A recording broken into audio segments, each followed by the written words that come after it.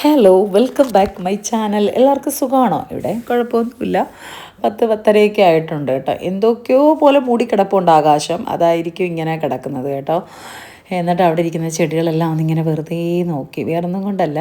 ചെടിയിൽ എന്നും ഞാൻ വെള്ളം ഒഴിക്കുന്നുണ്ട്, പക്ഷെ നല്ല രീതിയിൽ അങ്ങോട്ട് പുഷ്ടിച്ചങ്ങോട്ട് വരുന്നില്ല. അതേസമയം അയ്യത്തും മുറ്റത്തും ഒക്കെ നിറച്ച് പോച്ച കയറുന്നുണ്ട്. നിസ്സാരമായ ഇൻ്റർലോക്കിനകത്ത് വരെ പിടിച്ച് കിടപ്പുണ്ട് കേട്ടോ.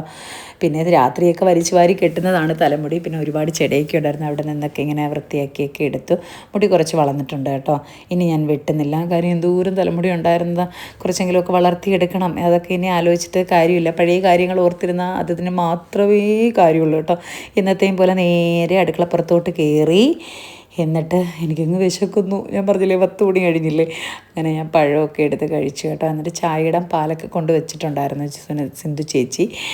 അങ്ങനെ പാലൊക്കെ എടുത്ത് ഇനി ചായ ഇടണം. പിന്നെ ഇന്ന് അപ്പത്തിന് എന്താണ് അപ്പത്തിന് അരച്ച് വെച്ചിട്ടുണ്ടായിരുന്നു കേട്ടോ. ഗ്രീൻ പീസ് തലേ ദിവസം വെള്ളത്തിലിടാൻ ഞാനങ്ങ് മറന്നുപോയി. അതുകൊണ്ടാണ്, അല്ലെങ്കിൽ അങ്ങനെ എന്തെങ്കിലും ആക്കാമായിരുന്നു. അപ്പം ഞാൻ വിചാരിച്ചു എന്നാൽ പിന്നെ പീരച്ചമ്മന്തി ഉണ്ടാക്കാം. പീരച്ചമ്മന്തി ഇഷ്ടമാണോ? എനിക്ക് ഭയങ്കര ഇഷ്ടമാണ് പീരച്ചമ്മന്തി. പ്രത്യേകിച്ച് വറ്റൽമുളകൊക്കെ ഒരുപാട് ചേർത്തുണ്ടാക്കുന്ന പീരച്ചമ്മന്തി എനിക്കിഷ്ടമാണ്. ചിലപ്പോഴൊക്കെ ഉണ്ടല്ലോ, ഞാൻ ഈ മുളക് പൊടിക്ക് പകരം കുറേ വറ്റൽമുളകും കൂടി ഇട്ട് തേങ്ങയിട്ട് ഉപ്പും ചേർത്ത് ചതയ്ക്കും കേട്ടോ. അപ്പോൾ അതും ഒരു പ്രത്യേക ടേസ്റ്റാണ് കേട്ടോ. പക്ഷേ ഇത് ഞാൻ അങ്ങനെയൊന്നും ചെയ്തില്ല. ഇച്ചിരി നേരം എന്തുവാണ് ചീനിച്ചട്ടി അടുപ്പിനകത്തങ്ങ് ആയിപ്പോയി കേട്ടോ. നല്ല പുകഞ്ഞ് കരിഞ്ഞു. അവിടെ തുമ്മലായിരുന്നു. അത് കഴിഞ്ഞിട്ട് കടുകിട്ടു, വറ്റൽമുളക് കുറച്ച് അധികം ഇട്ടു കേട്ടോ. എനിക്ക് അപ്പത്തിനൂടെ വറ്റൽമുളക് എടുത്ത് തിന്നാൻ ഭയങ്കര രുചിയാണ്. എനിക്കെന്നല്ല, തിന്ന് നോക്കുന്നവർക്കറിയാം. അപ്പോൾ എരിവൊക്കെ ഉണ്ടോ എന്ന് വെച്ചാൽ എരിവൊന്നുമില്ല കേട്ടോ. അപ്പം കൂടെ ചവച്ച് തിന്നുമ്പോൾ നല്ല ടേസ്റ്റാണ്. അങ്ങനെ അപ്പത്തിനുള്ള പീരച്ചമ്മന്തിയൊക്കെ റെഡിയാക്കിയൊക്കെ എടുത്തു. എന്നിട്ട് ചായയൊക്കെ എടുത്ത് ഇപ്പുറത്ത് അടുപ്പിൽ വെച്ചു കേട്ടോ. ഒരടുപ്പ് ചെറുതായിട്ടേ കത്തുന്നുള്ളൂ, അതുകൊണ്ടാണ് ഞാൻ ആ ഒരു അടുപ്പ് അധികം ഉപയോഗിക്കാത്തത്. ഒരു 6-7 പ്രാവശ്യം ഞാൻ റെഡിയാക്കിയതാണ്, എന്നിട്ടും അതങ്ങോട്ട് റെഡി ആവുന്നില്ല. അപ്പം പിന്നെ അത് അവിടെ ഇരുന്ന് സമാധാനത്തിൽ അവിടെ ഇരിക്കട്ടെ. ഇപ്പോൾ വലിയ ആവശ്യമൊന്നുമില്ല. മക്കൾക്കാണെങ്കിൽ ഈ 2 അടുപ്പ് എനിക്കിതാണ്. പിന്നെ ഒരടുപ്പും കൂടെ കിട്ടിയ കുഞ്ഞു പാത്രങ്ങൾ എന്തെങ്കിലും വയ്ക്കാനേ പറ്റത്തുള്ളൂ കേട്ടോ. അല്ലാതെ ഒന്നും വയ്ക്കാനൊന്നും പറ്റത്തില്ല. എങ്കിലും പിന്നെ ഈ രാവിലെ എണീക്കുന്നുണ്ട്, കാര്യങ്ങളെല്ലാം നടക്കുന്നുണ്ട്. ഇപ്പോഴത്തെ കാര്യമല്ല ഞാൻ പറയുന്നത്, സ്കൂൾ ടൈമിലുള്ള കാര്യമാണ് കേട്ടോ. ഈ പീരച്ചമ്മന്തിയൊക്കെ റെഡിയാക്കി കുറച്ച് അധികം വറ്റൽമുളകൊക്കെ ഇട്ടുണ്ട്, കരിവേപ്പില ഇട്ടില്ല. തൊട്ടടുത്ത് നിൽപ്പുണ്ടെങ്കിലും മടിയാണ് കേട്ടോ. ഇനി എനിക്ക് പോകാനൊന്നും വയ്യ. ഇത് അപ്പത്തിൻ്റെ മാവ് കൊണ്ടോ നല്ല സെറ്റായിട്ടുണ്ട് കേട്ടോ. രാത്രി നല്ല ഈസ്റ്റൊക്കെ ഇട്ട് കലക്കി വെച്ചതാണ്. ഇതിനകത്തോട്ട് കുറച്ച് എന്തുവാണ് ഈ ഏലക്ക പൊടിച്ചതും കുറേ അധികം പഞ്ചസാരയും കൂടെ ചേർത്ത കിണ്ണത്തപ്പം ഉണ്ടാക്കാം. കിണ്ണത്തപ്പം എന്ന് വെച്ചാൽ ഒരപ്പം എന്നൊക്കെ പറയത്തില്ലേ, നമ്മൾ പാത്രത്തിനകത്ത് ഒഴിച്ച് ആവിയേറ്റെടുക്കുന്നത്, ആ രീതിയിലാക്കിയിട്ടുണ്ട് കേട്ടോ. ഞാൻ ആദ്യം ഒന്ന് അങ്ങനെ വിചാരിച്ചതാണ്, പിന്നെ ഞാൻ വിചാരിച്ചോ വേണ്ട, ഉപ്പിട്ട് പോയി. പിന്നെ അതിനകത്ത് ഞാൻ കുറച്ച് പഞ്ചസാരയും കൂടെ ചേർത്തിട്ടാണ് കേട്ടോ അപ്പം ഉണ്ടാക്കുന്നത്. പക്ഷേ ഇത് നല്ല പരുവത്തിനിരിക്കുന്നു. കുറച്ച് ദിവസമായി കിണ്ണത്തപ്പം ഉണ്ടാക്കിയിട്ട്, ഇനി ഉണ്ടാക്കണം.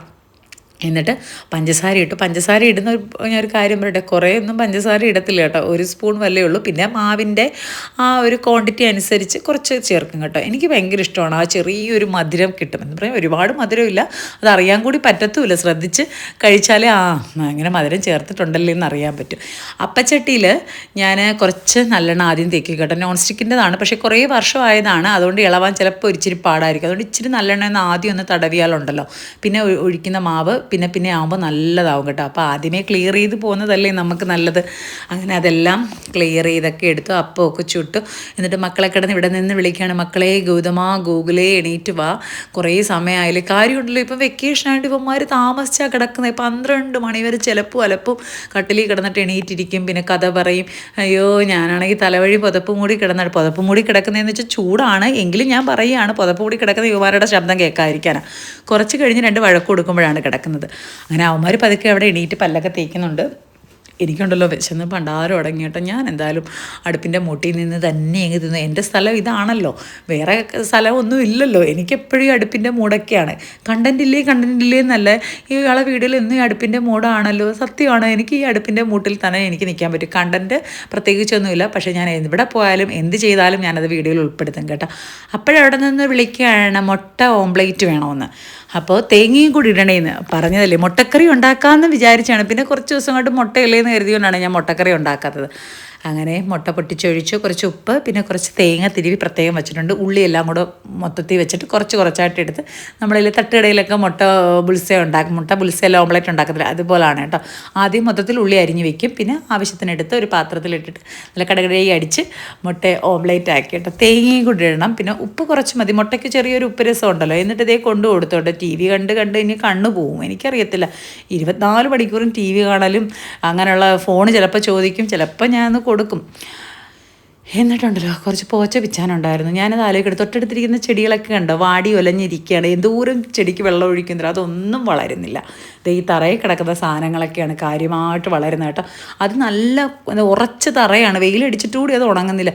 കൈയുടെ അതേ തൊലി പോവും, അമ്മാതിരിയാണ് കേട്ടോ. അതേ സന്ധ്യ ആയപ്പോൾ 2 മയിൽ കുഞ്ഞുങ്ങൾ വന്ന് നിൽപ്പുണ്ട് കേട്ടോ ടെറസിൻ്റെ മണ്ടയിൽ. ഇതേ കണ്ടോ, മഴ ഇന്ന് പെയ്യോ, ഭയങ്കര മേഘാവൃതമായിട്ട് നിൽക്കുന്നു. ഞാൻ ഈ കാലമായിട്ട് പോകുന്നത് വേറെങ്ങുമല്ല, രാത്രി പാത്രം കഴിയപ്പോഴുണ്ടല്ലോ കുറച്ച് വെള്ളം അധികം വന്നു. ഞാൻ വിളിച്ച് വെറുതെ കളയണ്ടല്ലോ എന്ന് ചെടിക്ക് ഒഴിച്ചതാണ്. അപ്പം പറയാം, അമ്മയെ പൊറോട്ട വാങ്ങിച്ചു തരുമോ?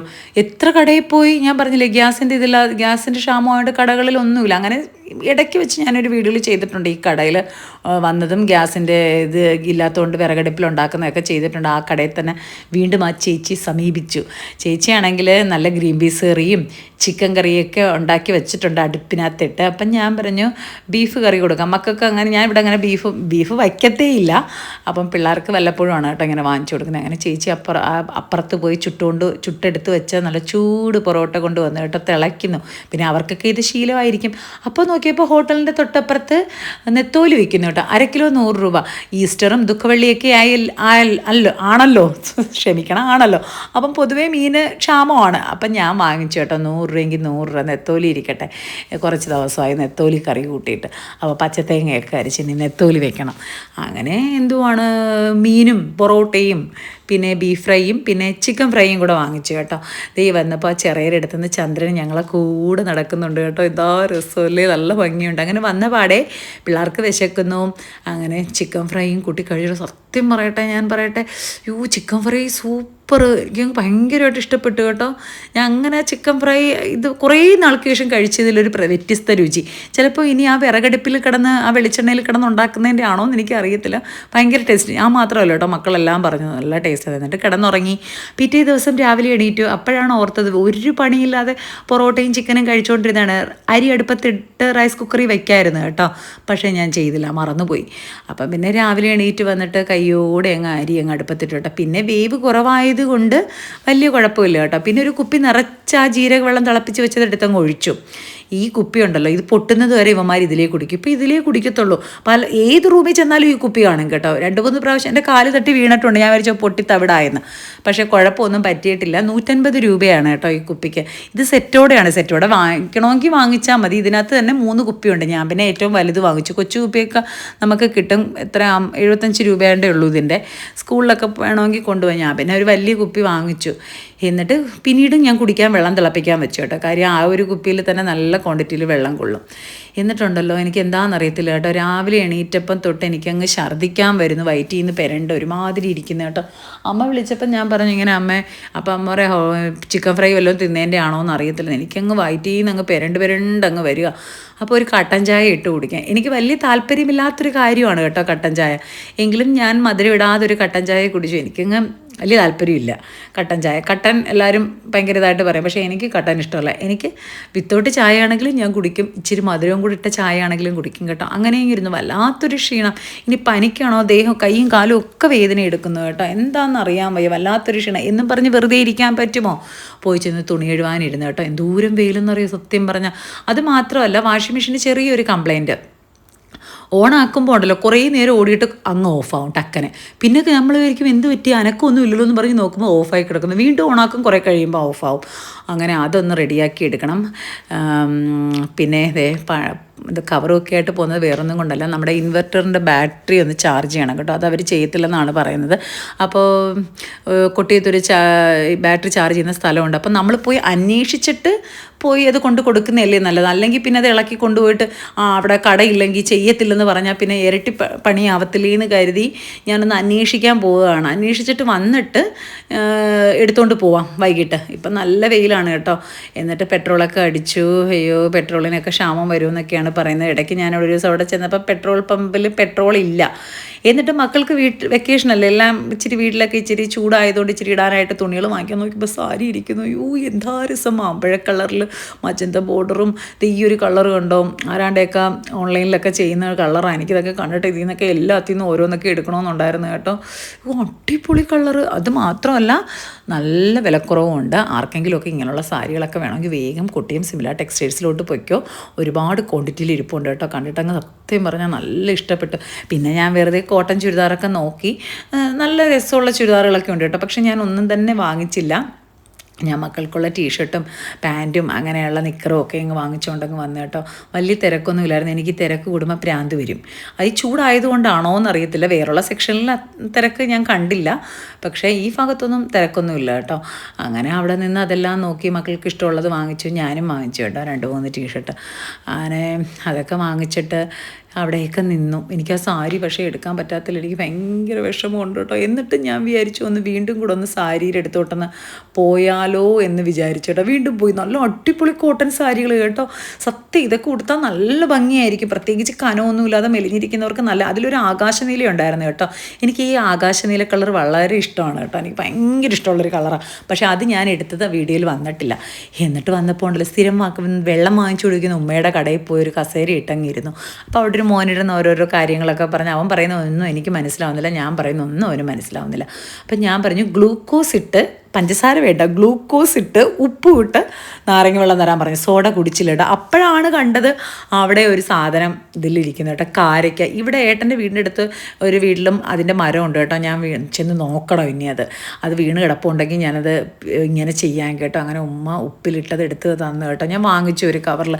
പണ്ട് സ്കൂളിൽ പഠിക്കുന്ന സമയത്ത്, കുഞ്ഞിലെ ഒരു 1-2 പഠിക്കുന്ന സമയത്ത് ഒരു തട്ടുകാക്ക എന്ന് പറയുന്നൊരു കാക്ക ഞങ്ങളുടെ സ്കൂളിൻ്റെ മുന്നിലിട്ട് ഇത് വിൽക്കുമായിരുന്നു കേട്ടോ. അപ്പം വീട്ടിൽ നിന്നൊന്നും പൈസ തരത്തില്ലല്ലോ ഇത് വാങ്ങിക്കാൻ. അങ്ങനെ ഞങ്ങൾ കൂട്ടുകാരികളെല്ലാവരും കൂടെ ചെന്ന് ഇങ്ങനെ കൈ നീട്ടും. അപ്പോൾ ഉണ്ടല്ലോ ആ കാക്കയുണ്ടല്ലോ കുറച്ച് വെള്ളം, ഇതിൻ്റെ വെള്ളം കയ്യിൽ ഒഴിച്ച് തരും. അത് ഇപ്പോഴും ഓർമ്മ വരും. ഞാനിതിങ്ങനെ കഴിച്ചപ്പോൾ ഞാൻ മക്കളുടെ അടുത്ത് പറയാണ്, അയ്യോ ഇതിൻ്റെയൊക്കെ വെള്ളം വാങ്ങിച്ച് കുടിച്ചിട്ടുണ്ട് കേട്ടോ. വീട്ടിൽ നിന്ന് തരുമോ പൈസ?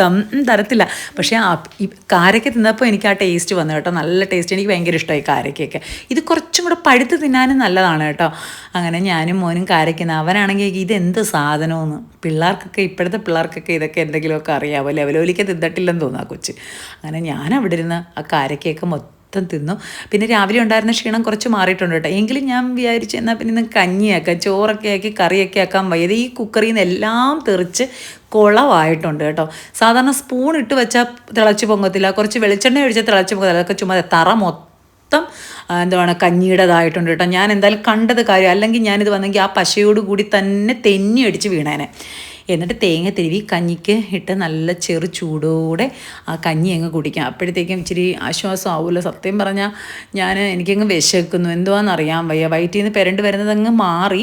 ചിലപ്പോൾ ആ കട്ടൻ ചായ കുടിച്ചപ്പോൾ അതിൻ്റെ അസ്വസ്ഥത അങ്ങ് മാറിയതായിരിക്കും കേട്ടോ. പിന്നെ ഞാനങ്ങ് മറന്നുപോയി. നമുക്ക് അസുഖം എന്തെങ്കിലും ക്ഷീണം വരുമ്പോൾ നമ്മളത് മറന്നു പോകുമ്പോൾ പിന്നെ അതിനെക്കുറിച്ച് ചിന്തിക്കത്തില്ലല്ലോ. അങ്ങനെ ആ ചൂട് കഞ്ഞിയും കുടിച്ചു. ഈ കഞ്ഞി കുടിക്കുമ്പോൾ ക്ഷീണം വീണ്ടും വന്നു കേട്ടോ. അങ്ങനെ കുറേ നേരം പോയി അങ്ങ് കിടന്നു. മൊത്തത്തിൽ വയ്യ, എന്തോന്നറിയത്തില്ല. ഇന്നത്തെ ദിവസം എനിക്ക് വല്ലാത്തൊരു വയ്യായികകളൊക്കെ ആയിരുന്നു. എന്നിട്ട് ഞാൻ പറഞ്ഞില്ലേ ഇൻവെർട്ടറിൻ്റെ ബാറ്ററിയുടെ കാര്യം പറഞ്ഞില്ലേ, അപ്പോൾ അവിടെ ചെന്നപ്പോൾ ചാർജ് ചെയ്ത് തരും കേട്ടോ. 48 മണിക്കൂർ ചാർജിന് ഇടണമെന്ന് പറഞ്ഞു. എങ്ങനെയെങ്കിലും വലിച്ച് ഊരി. ഇത് എന്തോരം വെയിറ്റ് ചെയ്താൽ 50 കിലോയെങ്കിലും കാണും കേട്ടോ. അങ്ങനെ പിന്നെ ആ കടയിൽ ചെന്നപ്പോൾ പറഞ്ഞു ചാർജിനിടാൻ തിങ്കളാഴ്ച വരാൻ പറഞ്ഞു. അങ്ങനെ അതൊക്കെ എടുത്ത് അകത്തോട്ട് വെച്ചൊന്ന് നീക്കാൻ കൂടി പറ്റത്തില്ലായിരുന്നു കേട്ടോ. അത്രയ്ക്ക് വെയിറ്റ് ആയിരുന്നു. ഞാനും മോനും കൂടെ തന്നെയാണ് എടുത്ത് വെച്ചത് തന്നെ. അങ്ങനെ എൻ്റെ അടുത്ത് പറഞ്ഞു എന്നാൽ പിന്നെ തിങ്കളാഴ്ച വന്നാൽ മതി, ഈ തന്ന സമയത്തിന് വരണമെന്ന് പറഞ്ഞു. തന്ന സമയത്തിന് വരുമ്പോഴാണ് 48 മണിക്കൂർ ആവുന്നത് കേട്ടോ. അവിടെ ഇരിക്കുന്നത് മൊത്തം ഇങ്ങനെ ചാർജിനിടുന്ന ബാറ്ററിയാണ്. എന്നിട്ട് നേരെ മേത്തറിലോട്ടൊന്ന് കയറി കുറച്ച് സാധനങ്ങളൊക്കെ വാങ്ങിക്കണം. ഏട്ടൻ പറയാണ് കേട്ടോ, യുദ്ധമൊക്കെ നടക്കുകയല്ലേ, ഇനി ചിലപ്പം പെട്രോളിനൊക്കെ ക്ഷാമം വരും, അങ്ങനെ പലവ്യഞ്ജന സാധനങ്ങളൊക്കെ തീരും. അതുകൊണ്ട് അരിയൊക്കെ ഇഷ്ടംപോലെ വാങ്ങിച്ചു വെക്കാൻ. അപ്പോൾ ആ അരി പൊതുവേ ഇവിടെ കുറവാണ്. ഗോതമ്പൊക്കെ അല്ലേ, ഗോതമ്പും അരിയും രണ്ടും ഒരേ കണക്ക് വേണം. അങ്ങനെ വണ്ടിയിൽ ഞാൻ എത്രയെന്നും പറഞ്ഞ് കൊണ്ടുവരാനാണ് 10 കിലോ വാങ്ങിച്ചു കേട്ടോ. തൂക്കി വാങ്ങിച്ചു. എന്നിട്ട് പിന്നെ കുറച്ച് പലവ്യഞ്ജന സാധനങ്ങളും ഒക്കെ വാങ്ങിക്കണമായിരുന്നു. അതൊക്കെ വാങ്ങിച്ചു. അപ്പോഴെനിക്കങ്ങ് ഭയങ്കര ദാഹം. അപ്പോൾ വേറെ എന്തെങ്കിലും കഴിക്കാതെ ഒരു ഇളനീരിൻ്റെ, അതായത് കരിക്കിൻ്റെ ഒരു വെള്ളം വാങ്ങിച്ച് കുടിച്ചു. സത്യം പറഞ്ഞാൽ കൊള്ളത്തില്ല, കരിക്കിൻ്റെ ടേസ്റ്റൊന്നുമില്ല. പിന്നെ അവിടെ ഒരു ചാക്കിരുന്നതിനകത്തെല്ലാം വാരി വലിച്ചങ്ങിട്ട് കേട്ടോ. എന്നിട്ട് ഇതിനി കൊണ്ടുവരണം. പിന്നെ ഇതെല്ലാം എടുത്ത് തിരിച്ച് വീടിനകത്ത് വെക്കണം. എനിക്ക് വയ്യ, എനിക്ക് ആ വെള്ളം കുടിച്ചിട്ട് വീണ്ടും എനിക്ക് ഛർദ്ദിക്കാൻ വരുന്നു. ഇളനീരെന്ന് പറഞ്ഞിട്ട് ആ കരിക്കിൻ്റെ ഒരു ടേസ്റ്റും ഇല്ലെന്നേ. അതിനേക്കാൾ ഒരു പെപ്സി വാങ്ങിച്ച് കുടിച്ചെങ്കിൽ മതിയായിരുന്നു. ആ ടേസ്റ്റിൽ ആ ഒരു ആശ്വാസമാണ്.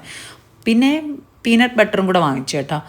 അപ്പം ബ്രെഡ്, അപ്പം പിള്ളേർ പറയുകയാണ് രണ്ടുപേരും വന്നിട്ട്, ഞാൻ ഡ്രസ്സ് കൂടി ചേഞ്ച് ചെയ്തില്ല, അതങ്ങോട്ട് തേച്ചതാണ്. ഞാൻ മനഃപൂർവ്വം തേച്ച് കൊടുത്തതാണ് കേട്ടോ ബ്രെഡിനകത്ത്. അല്ലെങ്കിൽ അവിടെ മൊത്തം ആക്കും. അമ്മ പൊയ്ക്കോ, അമ്മ വയ്യെങ്കിൽ അമ്മ പോയി കിടന്നോ എന്നൊക്കെയാണ് പറയുന്നത്. ഞങ്ങൾ ചെയ്തോളാം. പക്ഷേ ഉണ്ടല്ലോ, ഞാൻ ഒരു 5 മിനിറ്റ് കഴിഞ്ഞ് വരുമ്പോൾ അവിടെ ഇനി ഉറുമ്പിൻ്റെ കശയായിരിക്കും. അതുകൊണ്ട് പിന്നെ ഞാനെല്ലാം ബ്രെഡിനകത്തൊക്കെ ആക്കി മക്കൾക്ക് അങ്ങ് കൊടുത്തോട്ടെ. അപ്പോൾ അവർക്ക് ഇനി രാത്രി ഒന്നും വേണ്ടെന്നാണ് പറയുന്നത്. എനിക്കും ഒന്നും വേണ്ട. ഞാനൊരു 3 ഗ്ലാസ് വെള്ളം, ഇളം ചൂട് വെള്ളം കുടിച്ചു കേട്ടോ. എനിക്കും ഇനി ഒന്നും വേണ്ട. ഞാൻ പോയി ഉച്ചയ്ക്ക് ഒരു ഇച്ചിരി കഞ്ഞി കുടിച്ചാണ്. എന്നിട്ട് ബെഡ്ഷീറ്റെല്ലാം രാവിലെ കുറേ കഴുകി ഇട്ടിരുന്നു കേട്ടോ. അങ്ങനെ ബെഡ്ഷീറ്റൊക്കെ ഒന്ന് മാറ്റി കട്ടിലേ വിരിക്കാം, വിരിച്ചിട്ട് കയറി കിടക്കാം, ചൂടുണ്ട്. അയ്യോ, അതിനിടയ്ക്ക് ഞാൻ പോയി ദേഹം കഴുകി ഡ്രസ്സൊക്കെ ചേഞ്ച് ചെയ്തിട്ടാണ് വന്നത്. പിന്നെ കട്ടിലിൻ്റെ മണ്ടയിലൊക്കെ കയറി ഇരുന്നിട്ടാണ് ഷീറ്റ് ഇടുന്നത്. അവന്മാരാണെങ്കിൽ ടി വിയോ ഫോണോ ഒക്കെ നോക്കിക്കൊണ്ടിരിക്കുക. വിളിച്ചാൽ പിന്നെ അവന്മാർ കേൾക്കത്തില്ല. എന്നാൽ പിന്നെ അവിടെ ഇരിക്കട്ടെ, ഇതെല്ലാം സെറ്റാക്കി വെക്കാം. ഇതിപ്പം ഇങ്ങനെ ഇരിക്കുന്നതാണ്. കുറച്ച് കഴിയുമ്പോൾ ഇതെല്ലാം അങ്ങ് പോവും. അങ്ങനെ തലേണ ഉറയെല്ലാം ഇട്ട് തലേണയൊക്കെ കൊണ്ടുവച്ച് ഞാനങ്ങ് അവിടെ ഇങ്ങനെ ഇരുന്ന് കേട്ടോ. സത്യം പറഞ്ഞാൽ ഭയങ്കര ക്ഷീണം, അങ്ങ് കിടന്നോളാൻ വയ്യ. സത്യം എനിക്കിന്ന് എന്താ പറ്റിയെന്ന് എനിക്ക് തന്നെ അറിയാൻ വയ്യ കേട്ടോ. വയറ്റിനെ ആ വൊമിറ്റ് ചെയ്തങ്ങ് പോയിരുന്നെങ്കിലുണ്ടല്ലോ വലിയ കുഴപ്പം വരത്തില്ലായിരുന്നു. നല്ല രീതിക്ക് അങ്ങ് വൊമിറ്റ് ചെയ്യണമായിരുന്നു. അപ്പം ആ ക്ഷീണം അങ്ങ് മാറിയിരുന്നു. അങ്ങ് പെരണ്ടങ്ങ് വായിലങ്ങ് വെള്ളം വന്നുകൊണ്ടിരിക്കുകയാണ്. ഒന്ന് കിടന്നുറങ്ങണം. അവന്മാരിനി കുറച്ച് കഴിഞ്ഞിട്ടേ വരത്തുള്ളൂ. അവന്മാരിരുന്ന് TV കാണുന്നേ കാണട്ടെ. അപ്പോൾ ഇന്നത്തെ വീഡിയോ ഇത്രയേ ഉള്ളൂ മക്കളെ.